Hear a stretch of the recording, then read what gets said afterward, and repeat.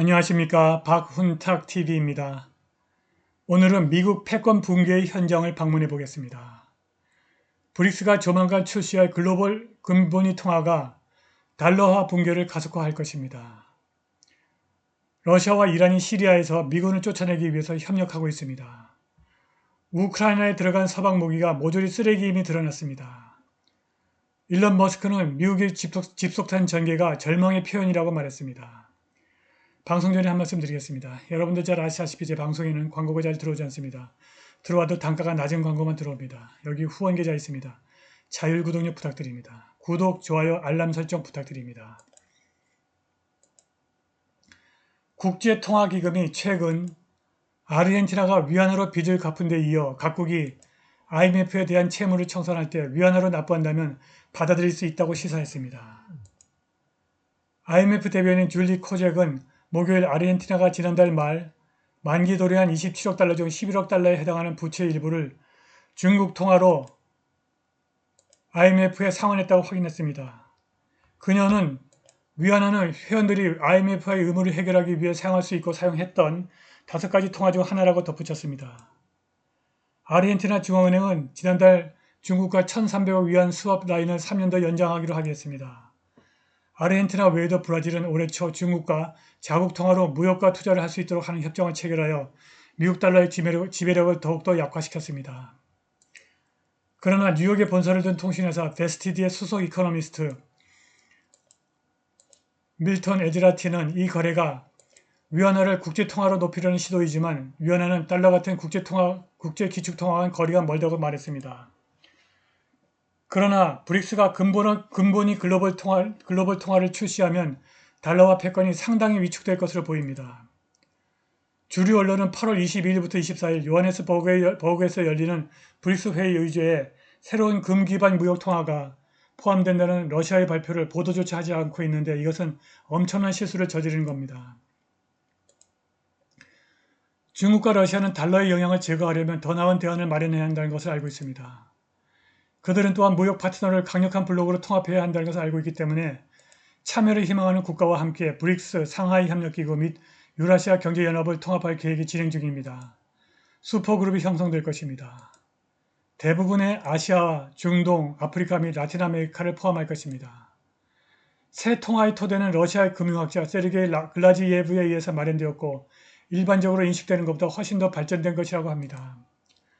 브릭스가 도입하려는 크고 영향력 있는 경제를 가진 41개의 국기 지원하는 금 기반 통화가 달러화와 유로화를 약화시키고 이란과 같은 국가의 이익이 될 것이며 금을 소유한 이란인들은 부의 증가를 경험하게 될 것이라고 이란 외무부 남아시아 국장 모우사비가 덧붙였습니다.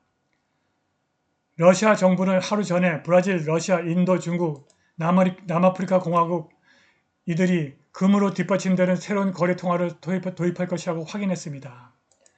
러시아 정부가 지원하는 영어방송 서비스 RT는 지난 금요일 브릭스 회원을 위한 새로운 금지원 통화를 도입할 의향을 확인했으나 영국을 포함한 유럽의 많은 국가에서 RT 및 기타 러시아 뉴스 소스가 검열되고 러시아에서 나오는 모든 뉴스를 믿지 않기 때문에 이 발표는 주류 언론이 커버하지 않았습니다.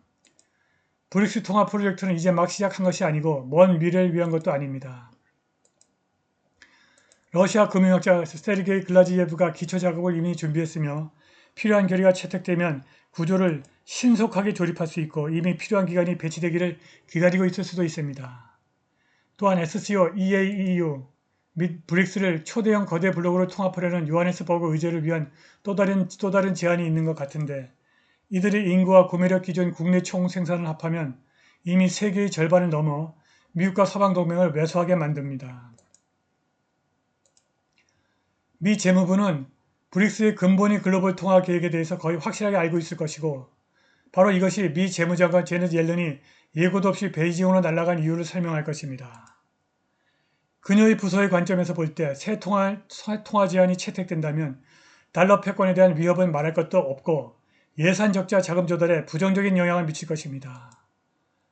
중동에 대한 보도와 분석을 제공하는 알모니터가 금요일 발표한 보고서가 시리아에 주둔한 러시아군과 이란군이 미군을 시리아에서 철수시키려는 구체적인 목표를 달성하기 위해 협력하고 있다고 말한 미군 고위 관리를 이종했습니다.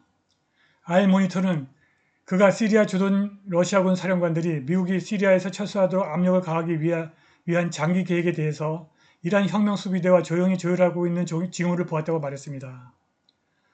최근 몇 달간 워싱턴은 특히 석유가 풍부한 북동부 시리아 점령을 계속 강화했습니다.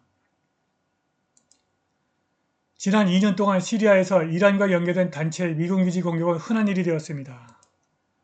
특히 2023년 초 시리아 전역의 미군기지에 대한 드론과 미사일 공격의 수준이 크게 증가했습니다. 3월에는 이러한 공습으로 하사카의 한 기지에서 미군 계약자가 사망했고, 이에 대응하여 미군이 데이르 에조르를 폭격하여 시리아와 이란군 장교를 포함한 여러 명을 죽였습니다. 미국의 이 공습 직후 2개의 미군 기지가 추가로 공격을 받았습니다. 미 육군 대장 더글라스 심스는 최근 기자들에게 우리는 문제를 예상하지도 않으며 우리가 우려하는 수준의 시리아 사태를 보지도 않는다고 말했습니다. 그럼에도 불구하고 알모니터 보고서는 시리아에 주둔하고 있는 미군이 취약한 상태로 남아있다고 밝혔습니다. 지난달 유출된 미 국방부 문서는 러시아와 이란이 미군에 대한 압박 캠페인을 조정하기 위해서 시리아에 합동작전실을 설립하기로 합의했다고 밝혔습니다. 최근 나토가 우크라이나의 젤렌스키를 외면하기 시작했습니다. 도대체 왜 이렇게 되었을까요? 우크라이나가 펜타곤과 나토의 분노를 일으킨 것은 그들이 나토가 제공한 무기가 모조리 쓰레기라는 것을 보여주었기 때문입니다. 이에 대한 증거는 시간이 지남에 따라 천천히 축적되었습니다.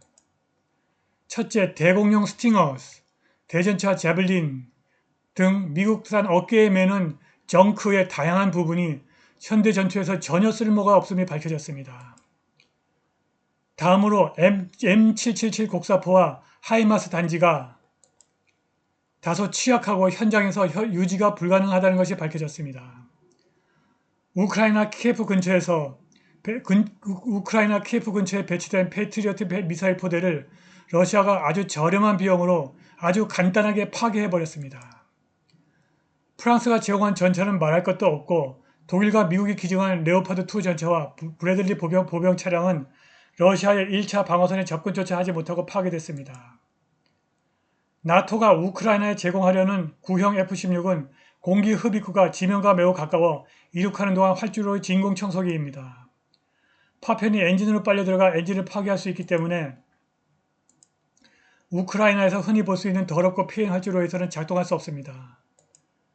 러시아가 매우 저렴한 제라늄2 미사일을 사용하여 F-16의 엔진이 빨아들이고 비행 중에 스스로를 불태울 수 있도록 금속 부스러기를 퍼뜨릴 것입니다.